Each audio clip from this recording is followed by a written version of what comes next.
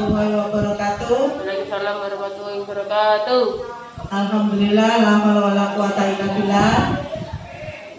Terima kasih kepada Ibu Wali Murid dan Ibu Dewan Guru karena sampai saat ini kita masih diberi kesehatan oleh Allah sehingga bisa bertemu dalam acara budaya positif oleh Bu Hadirate Widiati CGP Angkatan kelima di TK Al-Wadah 2. Salawat serta salam tetap tercurahkan kepada Nabi besar Muhammad Sallallahu Alaihi Wasallam yang telah memberi petunjuk kepada kita semua.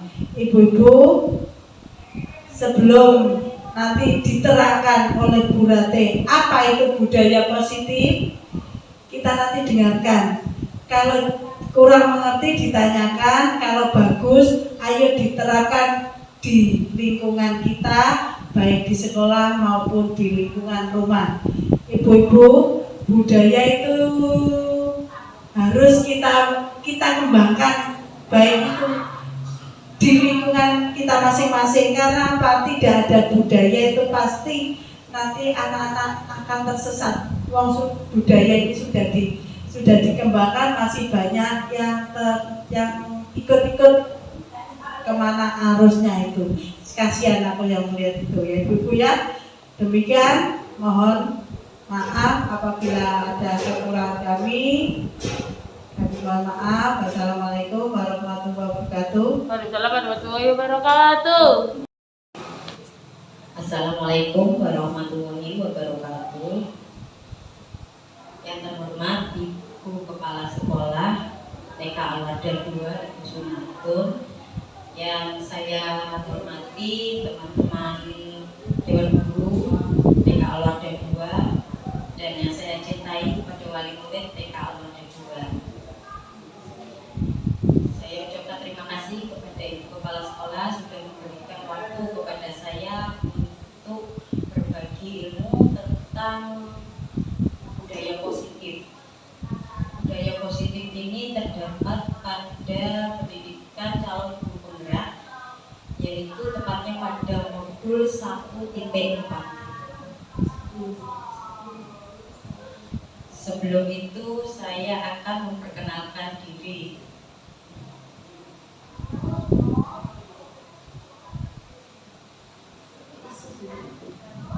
Perkenalkan, nama saya Hadirate Widiati. Saya lahir di Lamongan pada tanggal 6 Februari 1989. Alamat rumah saya di Jalan Pendidikan RT 3 RW 5 Babat. Nomor HP saya 0856 55 16 1668. Riwayat mengajar saya di TK Al-Wadah 2 dari tahun 2008 sampai dengan sekarang. Hobi saya traveling, kemudian moto saya adalah belajar untuk menjadi yang terbaik.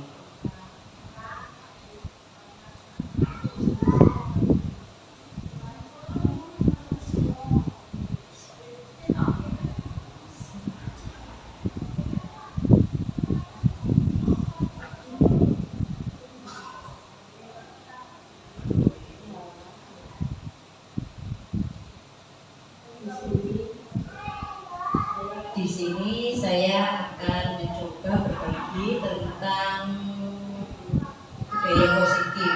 Apa itu budaya positif? Budaya positif adalah kebiasaan-kebiasaan baik yang tumbuh dan sudah menjadi karakter bagi warga sekolah. Warga sekolah ini ya kita semua, dari kepala sekolah, dewan guru, wali murid, kemudian anak-anak. Nah, itu semua adalah warga sekolah. Nah, di budaya positif ini ada tentang disiplin positif dan nilai-nilai kebajikan universal. Kemudian ada teori motivasi, hukuman, dan penghargaan, serta restitusi. Kemudian ada keyakinan kelas. Yang keempat, kebutuhan dasar manusia. Yang kelima, 5 posisi kontrol. Dan yang terakhir adalah tentang segitiga restitusi.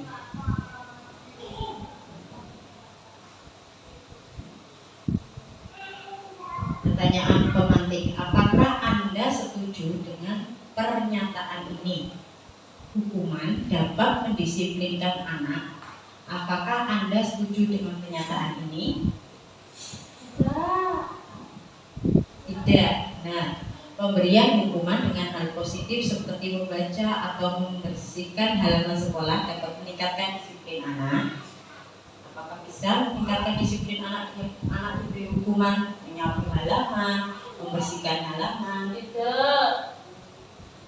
Nah, ya.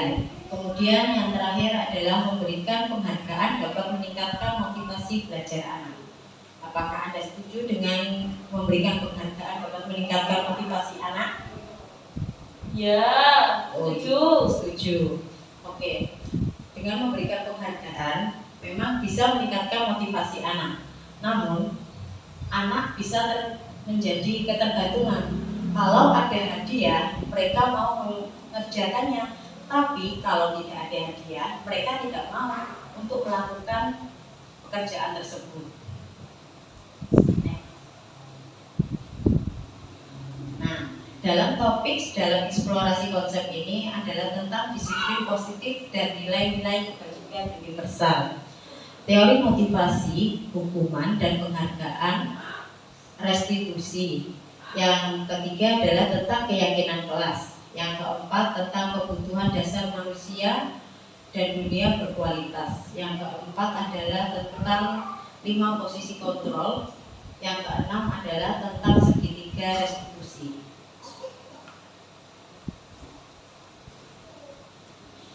Ini adalah eksplorasi konsep yang pertama, yaitu tentang disiplin positif dan nilai-nilai kebajikan universal. Perubahan paradigma ketepatan kegiatan kepala tangan Anda ada A dan B. Anda dan teman Anda coba sekarang Anda mengambil secari kertas, kemudian tuliskan di secari kertas tersebut sesuatu yang berharga bagi Anda. Kemudian letakkan di salah satu tangan Anda. Kemudian genggam rapat. Coba digenggam rapat, oke. Setelah itu teman di sebelah Anda itu tolong minta untuk membuka genggaman tangan teman yang di sebelahnya. Boleh dengan membujuk, boleh dengan mengancam, menghardik, merayu, menyuap, dan lain sebagainya. Agar teman Anda mau membuka kepala tangannya. Gak mau, Bu, gak mau. Apakah Anda mau untuk membuka kepala tangan Anda? Gak mau. Tentu tidak mau. Karena kenapa tidak mau? Karena saya punya prinsip, Bu. Oh iya, karena punya prinsip sesuatu yang berharga, sehingga kita harus mencoba untuk mempertahankan prinsip tersebut, jangan sampai orang lain untuk mengambilnya. Nah, seperti itu.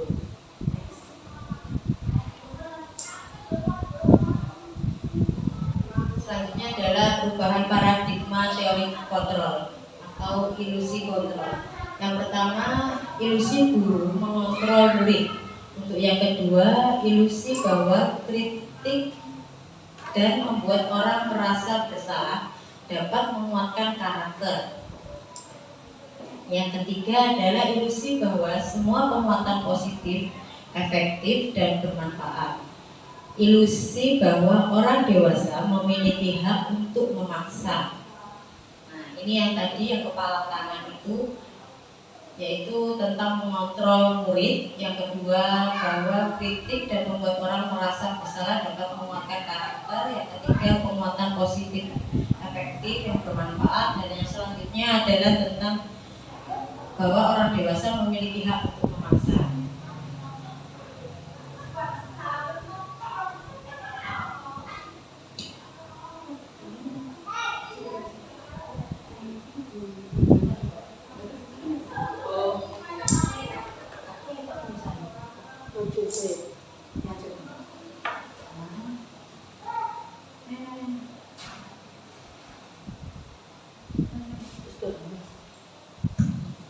Saya lanjutkan, yaitu perubahan paradigma stimulus respon tentang teori kontrol. Siapa sesungguhnya yang memiliki kontrol? Yang sana adalah stimulus respon. Nah, kita mencoba mengubah orang agar berpandangan sama dengan diri kita. Itu adalah termasuk stimulus respon. Kemudian tentang teori kontrolnya adalah kita berusaha memahami pandangan orang lain tentang dunia.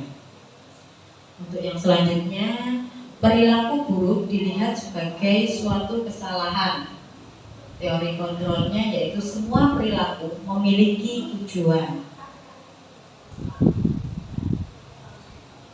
Orang lain bisa mengontrol saya, itu termasuk stimulus respon. Namun dalam teori kontrolnya hanya Anda yang bisa mengontrol diri Anda sendiri.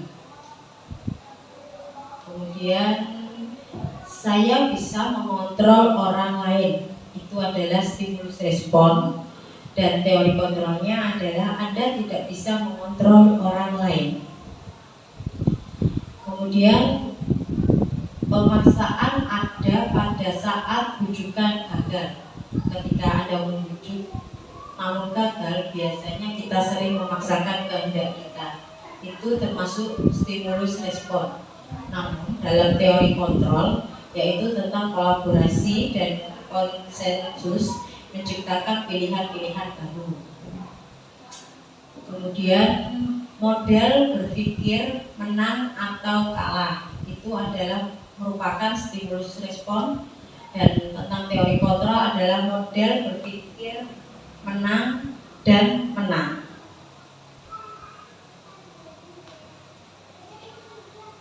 Nah, ini merupakan disiplin positif, yaitu tentang teori kontrol atau teori pilihan dari Dr. William Glasser.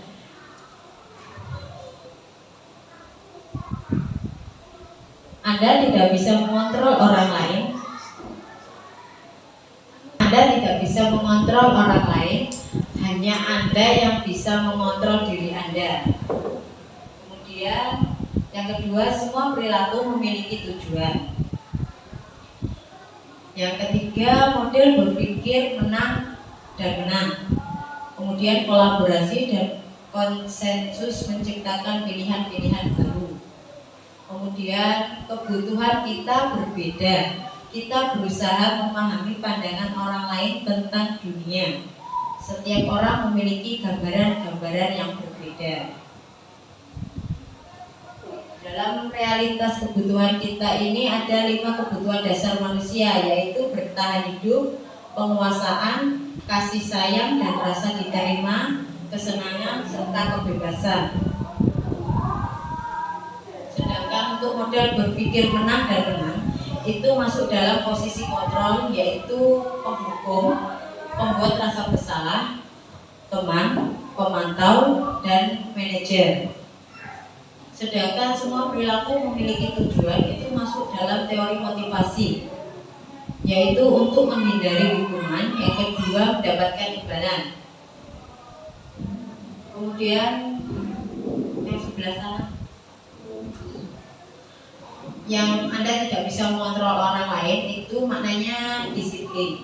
Belajar kontrol diri dengan menggali potensi kita agar tercapai tujuan mulia, yaitu sesuatu menjadi seseorang yang kita inginkan berdasarkan nilai-nilai yang kita hargai, yaitu menghargai diri sendiri. Kemudian nilai-nilai kebajikan universal. Nah, dari semua ini segitiga restitusi dari posisi kontrol masuk ke dalam segitiga restitusi ini. Dalam segitiga restitusi ini ada menstabilkan identitas, yang kedua validasi kebutuhan, yang ketiga menanyakan keyakinan. Nah, ini semua masuk ke dalam keyakinan kelas. Next. Apakah makna disiplin? Kata disiplin berasal dari bahasa Latin, yaitu disiplina, yang artinya belajar. Makna asal dari kata ini berkonotasi dengan disiplin diri dari murid-murid Socrates dan Plato. Disiplin diri membuat orang menggali potensinya menuju sebuah tujuan apa yang dia hargai. Namun, dalam budaya kita, makna kata disiplin ini telah berubah menjadi sesuatu yang dilakukan seseorang pada orang lain untuk mendapatkan kepatuhan. Kecenderungan umum adalah menghubungkan kata disiplin dengan ketidaknyamanan, bukan dengan apa yang kita hargai atau pencapaian sesuatu tujuan yang mulia.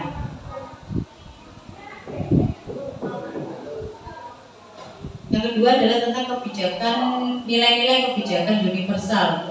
Nilai-nilai kebajikan adalah sifat-sifat positif manusia yang merupakan tujuan mulia yang ingin dicapai setiap individu. Nilai-nilai tersebut bersifat universal dan lintas bahasa, suku bangsa, agama maupun latar belakang.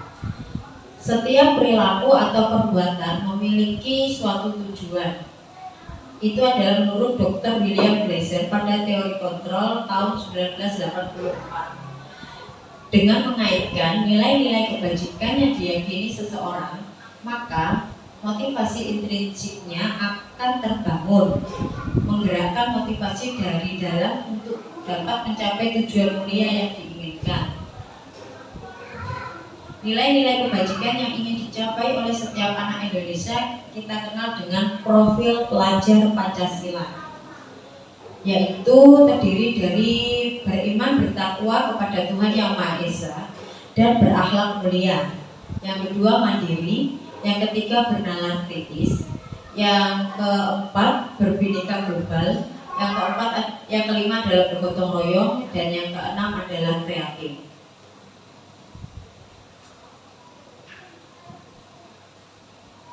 Untuk pembelajaran yang kedua yaitu tentang teori motivasi, hukuman, dan penghargaan serta restitusi. Teori motivasi perilaku manusia. Yang pertama, untuk menghindari ketidaknyamanan atau hukuman, apakah yang akan terjadi apabila saya tidak melakukannya? Hal tersebut masuk pada motivasi eksternal. Kemudian yang kedua, untuk mendapatkan imbalan dari orang lain atau institusi, apa yang akan saya dapatkan apabila saya melakukannya? Hal tersebut termasuk dalam motivasi eksternal. Kemudian yang ketiga, untuk menghargai diri sendiri, saya akan menjadi orang yang seperti apa bila saya melakukannya, yaitu tentang motivasi internal, yaitu tentang tujuan disiplin positif. Nah, ini apa itu restitusi? Restitusi adalah proses menciptakan kondisi bagi murid untuk memperbaiki kesalahan mereka, sehingga mereka bisa kembali pada kelompok mereka dengan karakter yang lebih kuat. Restitusi juga merupakan proses kolaboratif yang mengajarkan murid untuk mencari solusi untuk masalah mereka dan membantu murid berpikir tentang orang seperti apa yang mereka ingin menjadi atau tujuan mulia dan bagaimana mereka harus memperlakukan orang lain. Ini menurut dosen tahun 2004. Ada 9 ciri-ciri restitusi. Yang pertama, bukan untuk menebus kesalahan, namun untuk belajar dari kesalahan. Yang kedua, untuk memperbaiki hubungan. Yang ketiga, tawaran, bukan paksaan. Kemudian yang keempat, restitusi menuntun untuk melihat ke dalam diri. Yang kelima, restitusi mencari kebutuhan dasar yang mendasari tindakan. Yang keenam, restitusi diri adalah cara yang paling baik. Yang ketujuh, restitusi fokus pada karakter bukan tindakan. Yang kedelapan, yaitu tentang restitusi fokus pada solusi. Yang kesembilan, restitusi mengembalikan murid yang berbuat salah pada kelompoknya.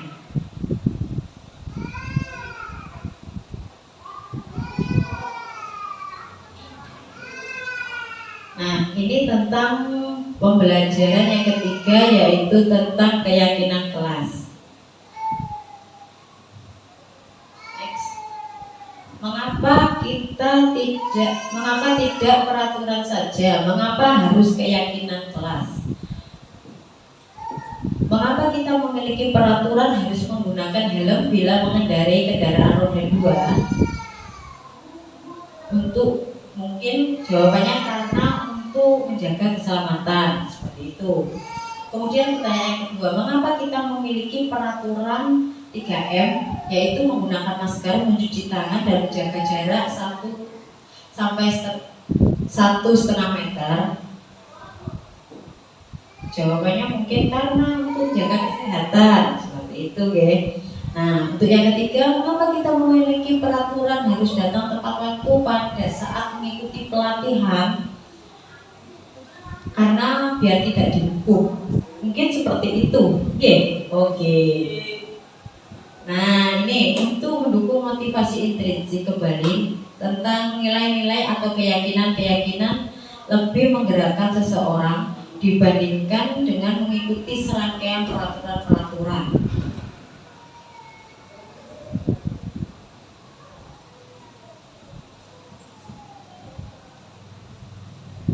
Nah, ini adalah tentang lingkaran budaya positif, yaitu tentang lingkungan positif, keyakinan kelas, dan peraturan kelas.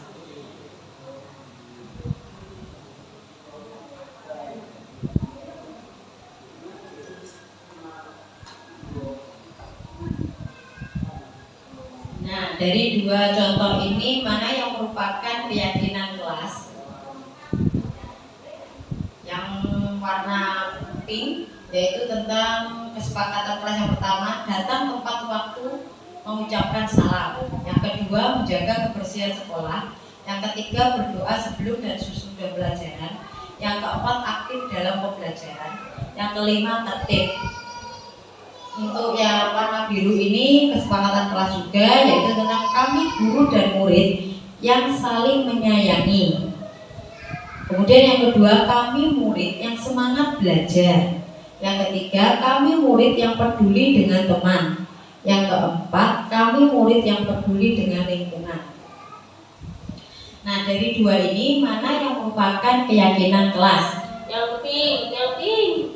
Yang pink. Nah, yang pink ini bukan merupakan keyakinan kelas, tapi yang pink itu adalah merupakan peraturan kelas. Mengapa merupakan peraturan kelas? Karena di sana guru yang membuat, bukan keyakinan antara guru dan murid. Kalau yang biru ini kita membuat bersama-sama, yaitu kita guru dan murid. Jadi kita ada kesepakatan di dalam kelas itu. Misalkan apa maunya seperti apa kelas kita ini, seperti itu. Nah, ini seperti ini contohnya, kami guru dan murid saling menyayangi. Kemudian yang kedua, kami murid yang semangat untuk belajar. Kemudian yang ketiga, kami murid yang peduli dengan teman. Yang keempat, kami murid yang peduli dengan lingkungan. Nah, seperti ini adalah keyakinan kelas. Ya. Next. Ini adalah kegiatan pendalaman keyakinan kelas tabel T dan Z. Nah, ini dapat dilihat seperti ini formatnya. Hormat, kami meyakini bahwa sangat penting untuk menghormati semua orang dan barang milik orang lain. Kemudian bekerja, kami meyakini bahwa sangat penting untuk mengerjakan segala pekerjaan atau mengikuti kegiatan yang telah ditugaskan. Kemudian yang ketiga, diterima dan dimiliki. Kami meyakini bahwa sangat penting untuk merasa diterima pada suatu kelompok dan saling peduli satu dengan yang lain. Next.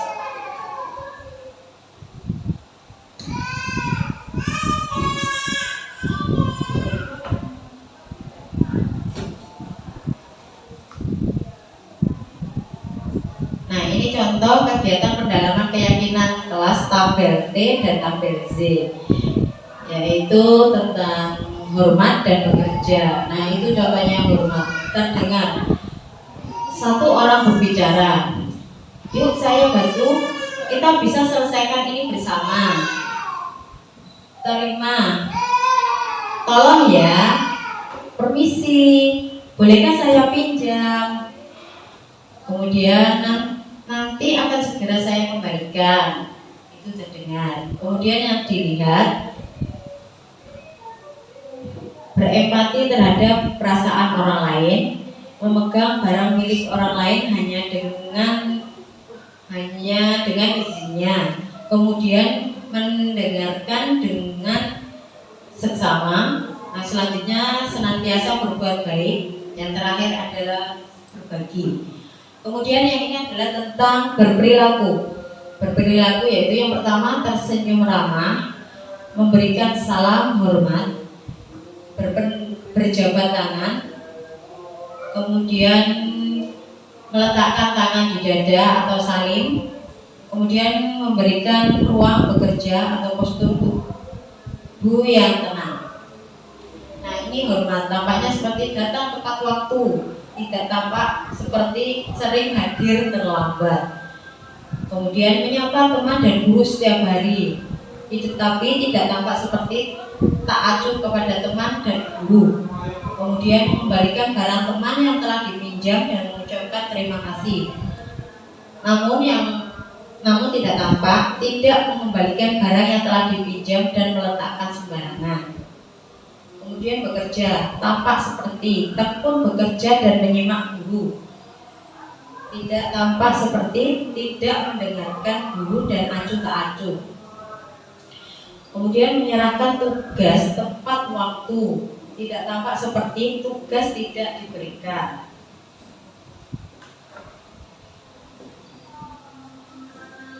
Nah, ini adalah contoh tentang peraturan dan keyakinan kelas. Untuk yang peraturan pertama, selalu kembalikan buku di tempatnya. Kemudian dilarang mengganggu orang lain. Hadir di sekolah 15 menit sebelum pembelajaran dimulai. Kemudian dilarang melakukan kekerasan, dilarang menggunakan narkoba, bergantian atau menunggu giliran, kemudian gunakan masker. Dan yang terakhir, jangan berlari di kelas atau koridor. Itu merupakan peraturan yang biasanya dibuat oleh sekolah atau guru. Sedangkan ini adalah keyakinan kelas yang biasa dibuat dengan peserta didik. Itu yang pertama yaitu tentang tanggung jawab, yang kedua menghormati orang lain, yang ketiga menghormati orang lain dan berkomitmen. Kemudian yang keempat keselamatan, menghormati orang lain, kemudian kesehatan, kemudian menghormati orang lain dan bersabar. Gunakan masker ini merupakan kesehatan dan keselamatan. Kemudian jangan berlari di kelas atau koridor, ini juga merupakan keselamatan dan keamanan.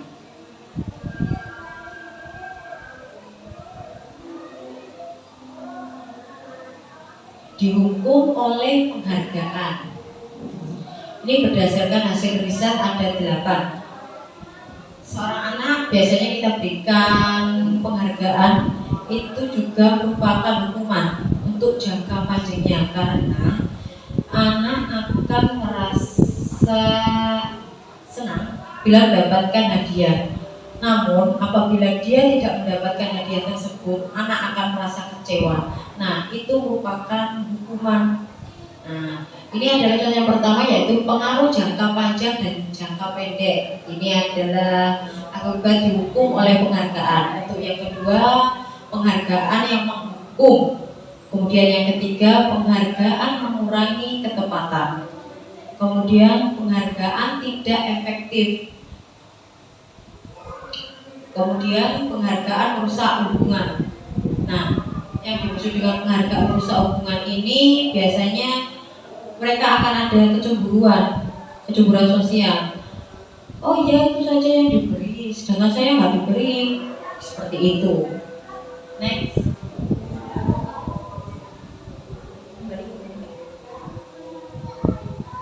Nah, ini penghargaan menurunkan kualitas. Nah, ini penghargaan menurunkan kualitas ini yang dimaksud adalah dengan kita memberikan penghargaan, dia akan mau belajar. Namun dengan kita tidak memberikan penghargaan atau memberikan hadiah, mereka tidak mau belajar, sehingga dapat menurunkan kualitas belajar mereka. Nah, untuk yang nomor 7 adalah penghargaan mematikan kreativitas. Yang dimaksud dengan penghargaan mematikan kreativitas adalah anak tidak dapat berkembang sesuai dengan bakat dan minatnya, karena mereka biasanya terpacu dengan adanya penghargaan tersebut. Seperti itu. Nah, untuk yang ke-8 adalah penghargaan mengurangi motivasi intrinsik. Nah, ini maksudnya adalah dengan memberikan penghargaan, biasanya anak itu motivasinya hanya untuk mendapatkan hadiah saja, tidak ada motivasi yang lain.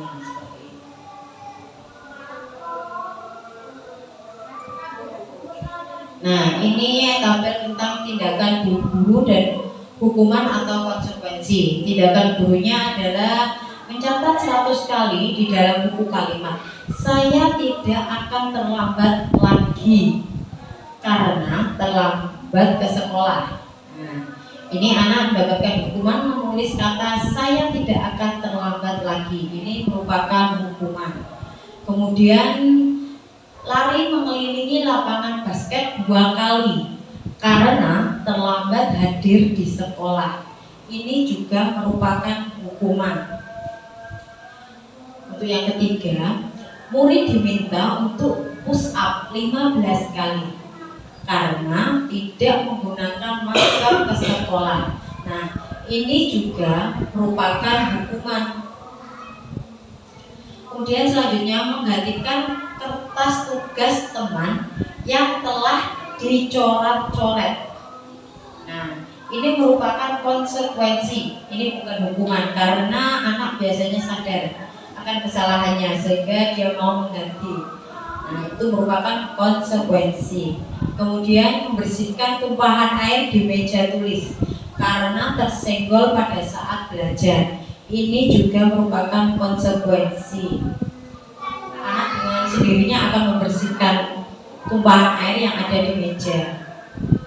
Nah, terus selanjutnya murid disuruh untuk mengenakan sepatu seharian di sekolah karena tidak mengenakan sepatu hitam, dan ini merupakan hukuman. Selanjutnya, lari mengelilingi lapangan basket 2 kali karena terlambat 10 menit untuk pelajaran PJOK, dan ini merupakan konsekuensi.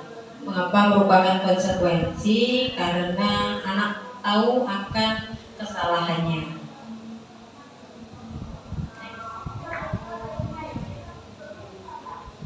Nah, ini merupakan perbedaan hukuman dan konsekuensi. Hukuman yaitu sesuatu yang menyakitkan dan harus terjadi, itu merupakan hukuman. Sedangkan konsekuensi adalah sesuatu yang harus terjadi namun tidak menyakitkan. Nah, kemudian yang kedua adalah membuat anak sakit fisik maupun hati untuk jangka waktu yang lama, itu merupakan hukuman. Sedangkan konsekuensi adalah membuat anak merasa tidak nyaman dalam jangka waktu yang pendek. Nah, selanjutnya yang ketiga adalah anak membenci kedisiplinan. Anak membenci kedisiplinan itu merupakan hukuman. Sedangkan konsekuensi, anak menghargai disiplin. Kemudian hukuman adalah paksaan, itu termasuk hukuman. Sedangkan konsekuensi adalah stimulus atau tanggapan. Kemudian yang selanjutnya yaitu mendorong anak menyakiti diri sendiri, itu juga merupakan hukuman. Sedangkan konsekuensi mendorong anak agar mudah menyesuaikan diri. Kemudian konsep diri yang buruk itu merupakan hukuman. Sedangkan konsep diri yang baik itu adalah konsekuensi. Anak belajar untuk menyembunyikan kesalahan, itu juga merupakan hukuman. Kemudian konsekuensi, anak belajar untuk mematuhi peraturan. Kemudian selanjutnya adalah marah, rasa bersalah, dipermalukan, merasa tak dihargai. Itu juga merupakan hukuman. Sedangkan konsekuensi adalah kehilangan hak, dibuat tidak nyaman, diasingkan untuk sementara waktu.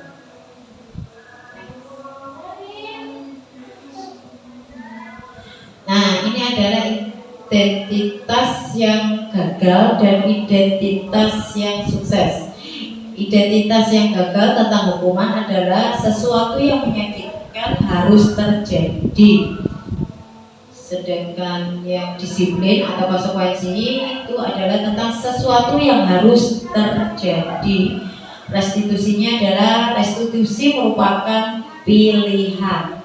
Kemudian yang kedua, tidak nyaman untuk murid atau anak untuk jangka waktu yang panjang, itu merupakan hukuman. Sedangkan untuk konsekuensi, tidak nyaman untuk murid atau anak untuk jangka waktu yang pendek. Kemudian restitusinya menguatkan untuk murid atau anak dalam jangka waktu yang panjang.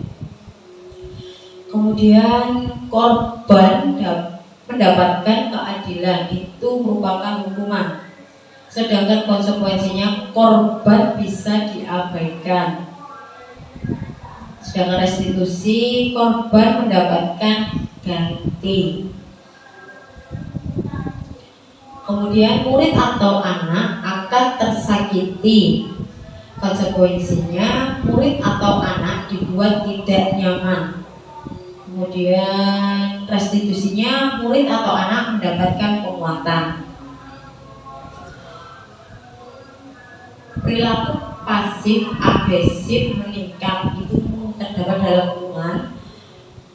Konsekuensinya penguatan hanya bertahan dalam jangka waktu yang pendek. Kemudian restitusinya masalah terpecahkan. Selanjutnya, sistem tidak akan berjalan bila murid tidak takut. Konsekuensinya memerlukan monitoring dan supervisi terus-menerus dari guru. Sedangkan restitusinya murid belajar bertanggung jawab untuk perilakunya.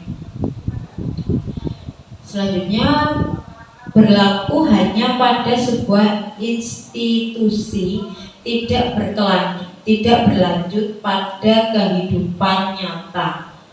Itu merupakan hukuman. Sedangkan konsekuensi membantu penerapan mengikuti peraturan dalam masyarakat. Untuk restitusinya fokus pada pemecahan masalah dalam jangka waktu panjang. Selanjutnya peraturannya adalah titik-titik, kamu harus titik-titik, itu merupakan hukuman. Sedangkan konsekuensi, apa peraturannya? Maukah kamu melakukannya? Terima kasih. Seperti itu. Sedangkan restitusinya, apa yang kamu yakini, apa yang bisa kamu lakukan untuk memperbaiki masalah ini, seperti itu. Selanjutnya hukuman, murid atau anak membenci peraturan. Konsekuensinya murid atau anak menghormati peraturan. Sedangkan restitusinya murid atau anak menghormati dirinya dan orang lain.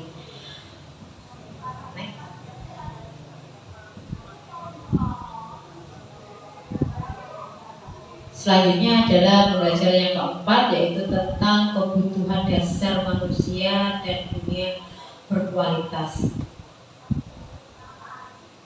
Nah, ini adalah kebutuhan dasar manusia, yaitu bertahan hidup, yaitu tentang penguasaan, kebebasan, kesenangan, kasih sayang, dan rasa diterima. Pembelajaran yang kelima adalah tentang posisi kontrol. Ada seperti itu ya ibu, ada kita hormati dulu sebentar. Saya lanjutkan kembali ya ibu. Nah, ini tentang 5 posisi kontrol. Untuk yang pertama adalah penghukum. Penghukum biasanya menggunakan hukuman fisik maupun verbal. Orang-orang biasanya menjalankan posisi penghukum senantiasa mengatakan bahwa sekolah memerlukan sistem atau alat yang dapat lebih menekan murid-murid lebih dalam lagi. Guru-guru biasanya menerapkan posisi penghukum akan berkata, biasanya seperti ini, patuhi aturan ini. Kamu selalu saja yang salah. Selalu kamu yang salah. Selalu yang terakhir selesai. Nah, biasanya guru sering mengatakan seperti itu. Nah, itu merupakan penghukum. Namun biasanya di TK tidak ada penghukum, ibu-ibu. Karena apa? Karena usia TK tidak untuk dihukum mereka. Mereka kalau dihukum mungkin mereka akan takut untuk sekolah. Nah, next.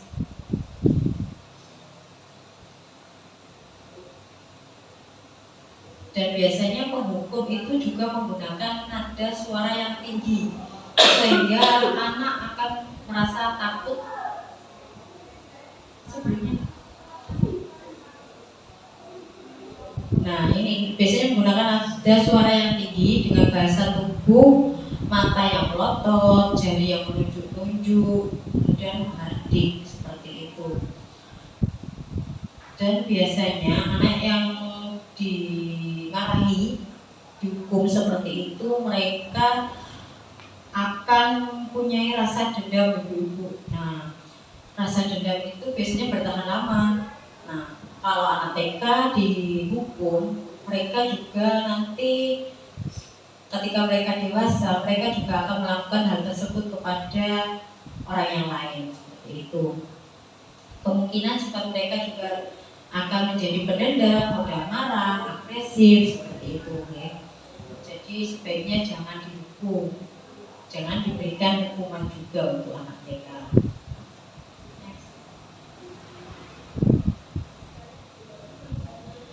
Nah, untuk yang kedua yaitu pembuat merasa bersalah. Pada posisi ini biasanya guru akan berusaha lebih lembut dengan membuat orang lain merasa tidak nyaman, kemudian merasa bersalah atau rendah diri dengan kata-kata biasanya ibu sangat kecewa sekali dengan kamu, seperti itu. Kemudian barangkali bapak harus memberitahu kamu ya. Kemudian gimana coba kalau orang tua kamu tahu kamu berbuat begini.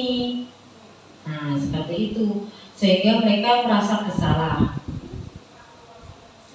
Di posisi ini biasanya murid akan memiliki penilaian diri yang buruk tentang diri mereka. Murid juga akan merasa tidak berharga dan telah mengecewakan orang yang disayanginya.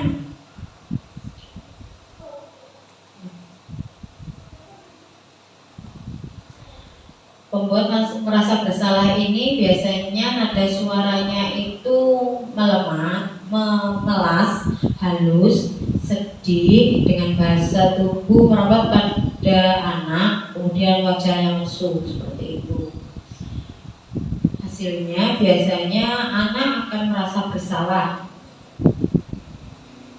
Bersalah telah mengecewakan ibu atau bapak gurunya. Murid juga menjadi orang yang gagal dan tidak sanggup membahagiakan orang lain.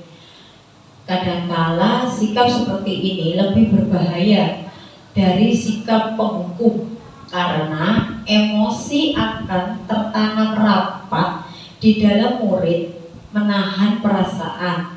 Tidak seperti murid dengan guru penghukum, di mana murid bisa menumpahkan amarahnya walaupun dengan cara yang negatif, seperti marah-marah, seperti itu ya Bu. Nah, murid juga tertekan seperti ini yang tiba-tiba bisa meletus amarahnya dan bisa menyakiti diri sendiri atau orang lain.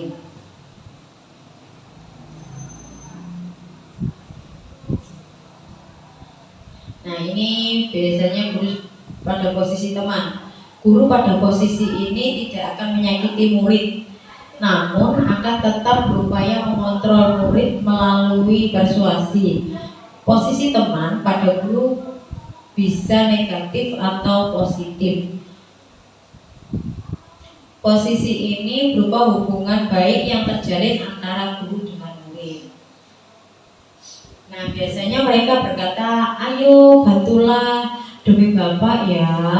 Kemudian, ayo ingat, tidak bantuan Bapak ayo ingat, tidak bantuan Bapak selama ini.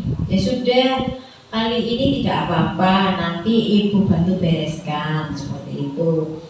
Hal negatif dari posisi teman ini adalah bila suatu saat guru tersebut tidak membantu, maka murid akan kecewa dan berkata, saya pikir Bapak atau Ibu adalah teman saya.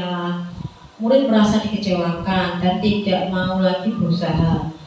Hal lain yang mungkin timbul adalah murid hanya akan bertindak untuk guru tertentu dan tidak untuk guru yang lainnya. Mungkin anak akan tergantung pada guru tersebut, seperti itu.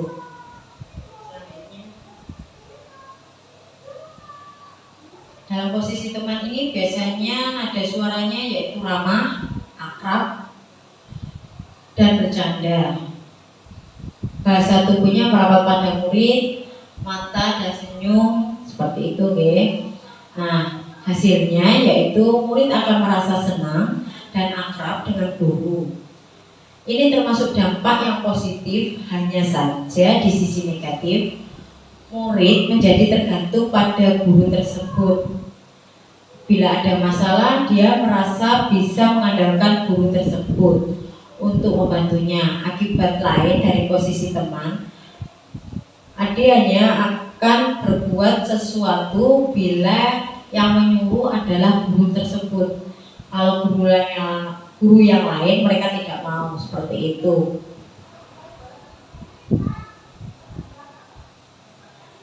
Nah, ini sebagai pemantau. Guru sebagai pemantau yaitu guru hanya mengawasi. Kita bertanggung jawab atas perilaku orang-orang yang kita awasi. Posisi pemantau ini berdasarkan pada peraturan dan konsekuensi. Dengan menggunakan sanksi dan konsekuensi, kita dapat memisahkan hubungan pribadi kita dengan murid. Sebagai seorang yang menjalankan posisi pemantau, pertanyaannya biasanya seperti ini. Peraturannya apa? Apa yang telah kamu lakukan? Sanksi atau konsekuensi apa yang harus kamu lakukan? Seperti itu. Seorang pemantau sangat mengandalkan perhitungan, catatan, data yang dapat digunakan sebagai bukti atau perilaku seseorang. Posisi ini akan menggunakan stiker, surat catatan, daftar cek, seperti itu. Posisi pemantau sendiri berawal dari teori stimulus respon yang menunjukkan tanggung jawab guru dalam mengontrol muridnya. Pemantau ini biasanya nada suaranya datar, bahasa tubuh yang formal. Seperti ini adalah contoh dari pemantau. Guru, Adi, tahukah kamu jam berapa kita mulai? Adi menjawab, tahu Pak. Guru tersebut menjawab lagi, kamu terlambat 15 menit. Apakah kamu sudah mengerti konsekuensi yang harus dilakukan bila terlambat? Kemudian Adi menjawab, paham Pak. Saya harus tinggal kelas pada jam istirahat nanti dan mengerjakan tugas ketinggalan saya. Guru menjawab, ya benar. Nanti pada saat jam istirahat kamu harus tinggal di kelas untuk menyelesaikan tugas yang tertinggal tadi. Nah, seperti itu. Biasanya perasaan muridnya akan memahami konsekuensi yang harus dijalankan karena telah melanggar salah satu peraturan sekolah. Guru tidak menunjukkan suatu emosi yang berlebihan, menjadi marah atau membuat merasa bersalah. Murid tetap dibuat nyaman, yaitu dengan harus tinggal di kelas pada waktu istirahat dan mengerjakan tugas. Guru tetap harus memantau murid pada saat mengerjakan tugas di jam istirahat, karena murid tidak bisa tinggal seorang diri. Nah, ini adalah tentang pemantau.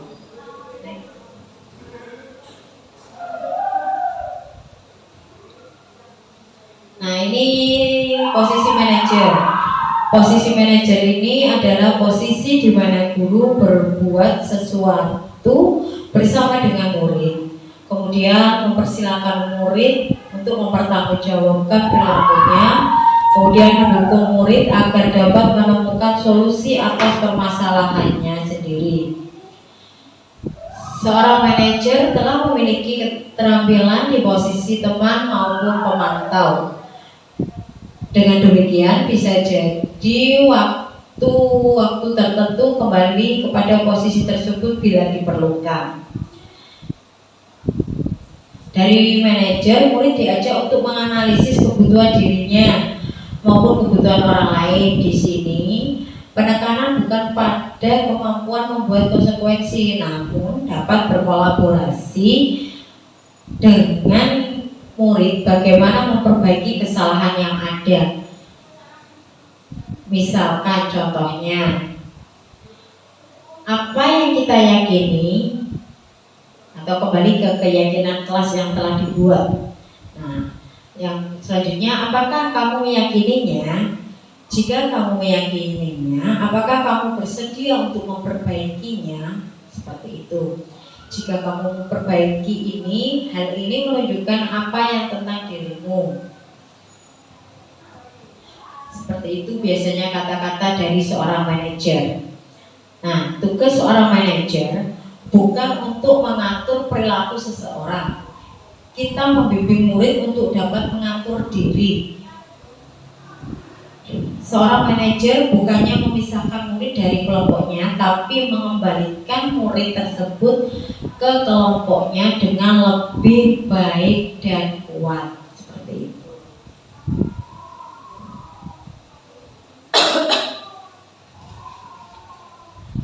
Dalam manajer juga bisa jadi dalam praktik penerapan disiplin sehari-hari. Kita akan kembali ke posisi teman atau pemantau karena murid ditangani belum siap diajak berdiskusi atau diundang melakukan restitusi. Namun perlu disadari tujuan akhir dari 5 posisi kontrol seorang guru adalah pencapaian posisi manajer, di mana posisi inilah murid dapat menjadi pribadi yang mandiri, merdeka, dan bertanggung jawab atas segala perilaku dan sikapnya, yang pada akhirnya dapat menciptakan lingkungan yang positif, nyaman, dan aman. Harapan kita, sekolah kita itu menjadi posisinya seperti ini, yaitu nyaman, aman, dan positif.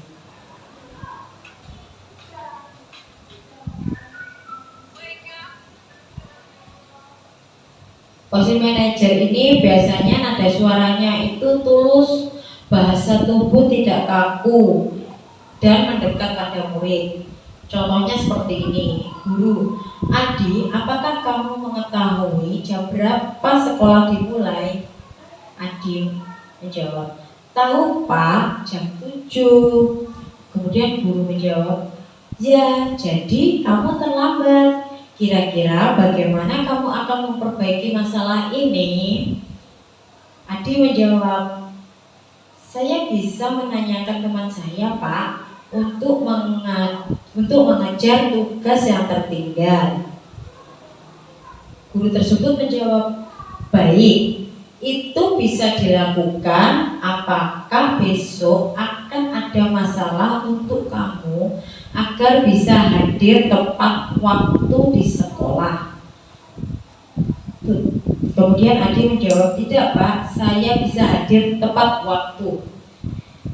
Guru tersebut berkata, baik, saya hargai usahamu untuk memperbaiki diri. Nah, biasanya perasaan murid itu di posisi manajer ini biasanya anak tidak perlu marah, tidak perlu dalam posisi manajer ini suara guru sebaiknya tulus, tidak perlu marah, tidak perlu meninggikan suara, apalagi menunjuk jari ke murid, kemudian berkaca mengacak pinggang seperti ini, kemudian ditunjuk-tunjuk kamu salah gitu seperti itu. Kemudian dengan suara yang tinggi juga, kemudian bersikap seolah-olah menyesal, tampak sedih sekali akan perbuatan murid ataupun bersedang gurau, menempatkan diri sebagai teman. Nah, tidak seperti itu, ya. Nah, untuk fokus pada murid bukan untuk membahagiakan guru atau orang lain atau orang tua. Nah, murid sudah mengetahui adanya suatu masalah dan sesuatu perlu terjadi. Bila guru mengambil posisi pemantau, guru akan melihat apa konsekuensinya, apa peraturannya. Namun pada posisi manajer, guru akan mengembalikan tanggung jawab pada murid untuk mencari jalan keluar permasalahannya, tentu dengan bimbingan guru. Next.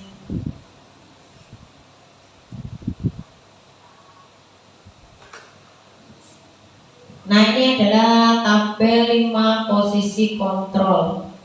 Di sini ada motivasi, identitas yang gagal, identitas berhasil, kemudian identitas berhasil atau sukses atau kontrol dari dalam diri, menghargai diri sendiri, mengharapkan imbalan atau tergantung pada orang lain. Nah, seperti ini. Ini yang penghukum itu masuk dalam identitas yang gagal. Dan membuat orang merasa bersalah itu juga masuk pada identitas yang gagal. Kemudian yang teman atau pemantau itu masuk di identitas yang berhasil atau sukses, namun mengharapkan imbalan atau adanya ketergantungan pada orang lain. Sedangkan manajer itu itu berhasil dan sukses dan menghargai diri sendiri. Dapat dilihat ya dalam layar ini, tabelnya bisa dilihat. Ini ada kata-katanya juga, misalkan seperti menghardik, menunjuk-nunjuk, itu tentang penghukum seperti yang tadi saya sudah jelaskan. Next.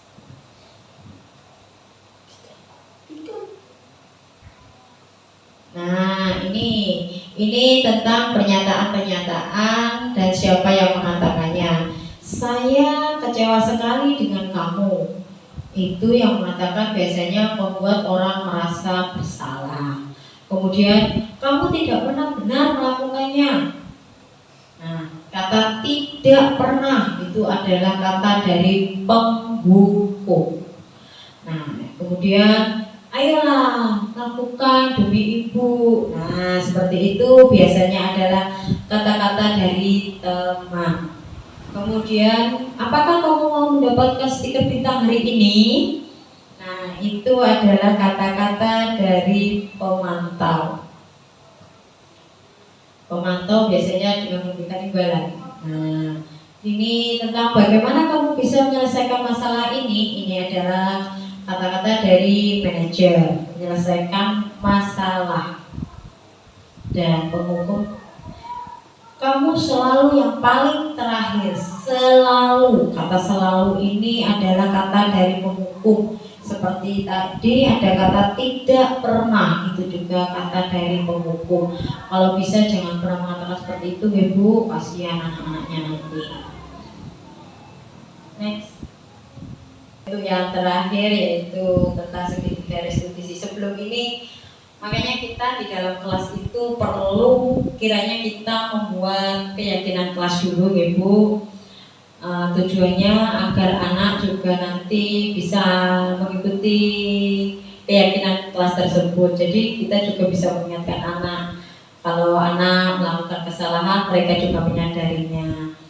Caranya seperti apa kalau di TK? Kalau di TK itu kita yang membantu menuliskan. Misalkan anak ini mengatakan, Bu, kalau di kelas tidak boleh makan. Nah, kita tuliskan itu kata-kata tersebut, tidak boleh makan di dalam kelas. Katanya seperti itu. Kemudian ibu guru dan anak-anak harus saling menyayangi. Seperti itu misalkan kita tuliskan Bu. Kemudian anak nanti yang kita suruh untuk menempel di di papan. Kita suruh untuk menempel di papan yang ada tulisan keyakinan kelasnya itu. Jadi anak sendiri yang menempel, anak juga yang membuat kesepakatannya, seperti itu. Sehingga nanti anak apabila melakukan kesalahan, mereka juga menyadarinya, seperti itu, nggih. Nah, untuk selanjutnya yaitu tentang segitiga restitusi ini.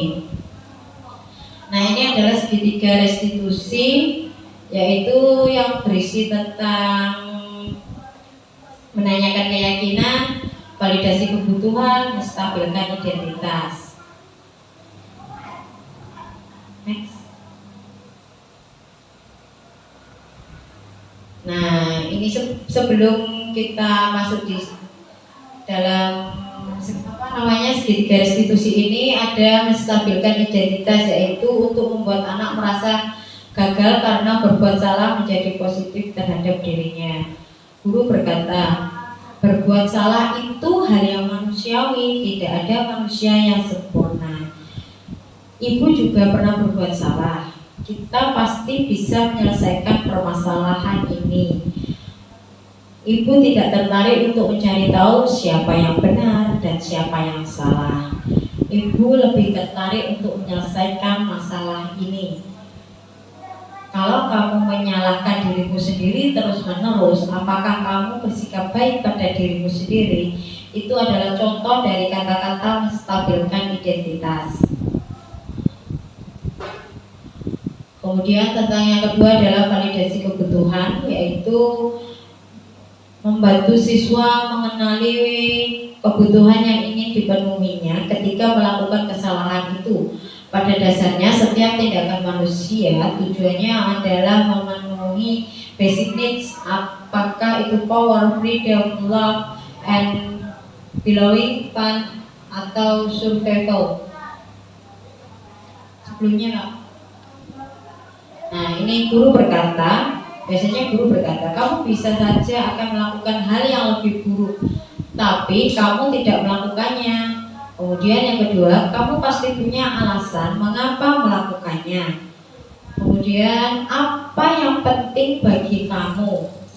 Kamu boleh tetap berusaha menjaga sikap itu, tapi tambahkan sikap yang lain yang baru. Selanjutnya, maukah kamu belajar cara lain untuk mendapatkan yang kamu butuhkan tanpa harus memukul? Selanjutnya, apakah kamu bisa melakukan yang lebih baik besok lagi? Seperti itu. Itu adalah contoh kata-kata dari validasi kebutuhan. Dan yang terakhir adalah tentang menanyakan keyakinan, yaitu anak melihat kesalahannya dihubungkan dengan norma sosial dan nilai-nilai yang mendasari manusia berinteraksi dengan orang lain. Guru berkata, misalkan seperti ini, apa nilai yang kita percaya di kelas atau di sekolah kita? Kemudian yang kedua, nilai-nilai universal apa yang telah kita sepakati? Kelas yang ideal seperti apa sih? Kamu ingin jadi anaknya yang seperti apa? Seperti itu. Kemudian apa yang kamu rasakan ketika kamu melakukan itu? Kamu menjadi orang yang seperti apa?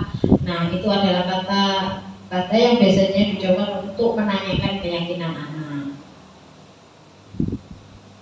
Next. Nah, sebelum saya tutup, ini ada video yang saya buat tentang segitiga restitusi tadi ya. Silakan untuk dilihat.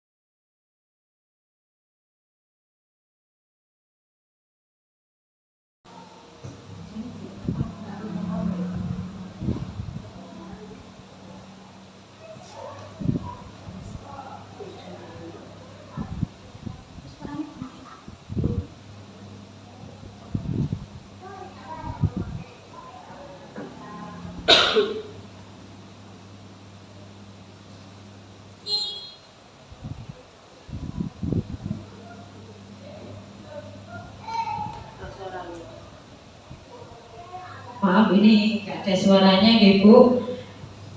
Nah ini ketika saat saya melakukan saat membuat keyakinan kelas bersama anak-anak. Ini saya mencoba menanyakan kepada anak-anak ingin peraturan yang seperti apa. Ayo berbaris, ayo tangan diluruskan, ayo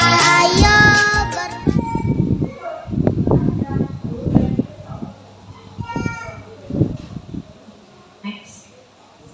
Nah ini saat anak-anak sedang bermain, kemudian ada salah satu teman yang merebut mainannya seperti itu. Nah ini saya sedang memperbaiki mainannya, kemudian ada salah satu teman yang membereskan mainan untuk merebut mainan itu.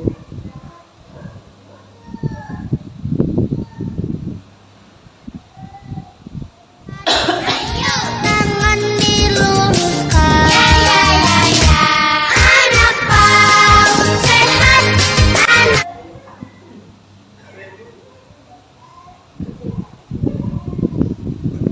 Nah ini adalah contoh saya membuat skincare restitusi dengan menstabilkan identitas anak.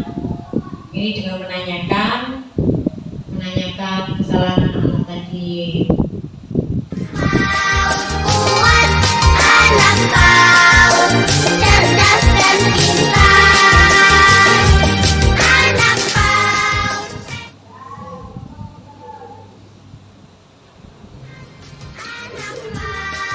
kuat, anak PAUD sehat dan pintar.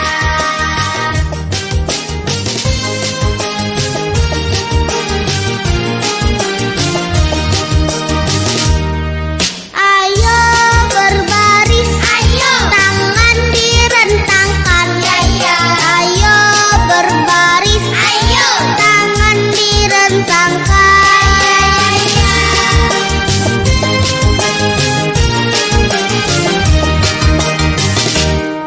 Ayo berbaris, ayo tangan diluruskan, ayo berbaris, ayo tangan diluruskan.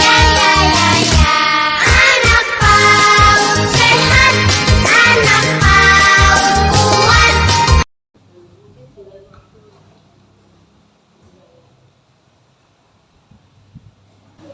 Mohon maaf ini karena videonya tidak bisa. Mungkin dalam waktu bisa kita lihat bersama-sama lagi. Mungkin ada yang perlu ditanyakan, monggo. Atau ada yang masih bingung, silakan. Tidak. Alhamdulillah kalau tidak ada yang ditanyakan, berarti insya Allah ibu-ibu sudah mengerti tentang budaya positif ini. Nah nanti bila ada yang malu mungkin bertanya di sini, nanti bisa kita bahas bersama di lain waktu. Terima kasih pada ibu-ibu wali murid dan teman-teman guru dan juga ibu kepala sekolah. Saya ucapkan terima kasih banyak untuk waktu yang sudah diberikan kepada saya. Sama-sama. Bila taufiq wal hidayah. Wassalamualaikum warahmatullahi wabarakatuh. Waalaikumsalam. Cerdas dan pintar.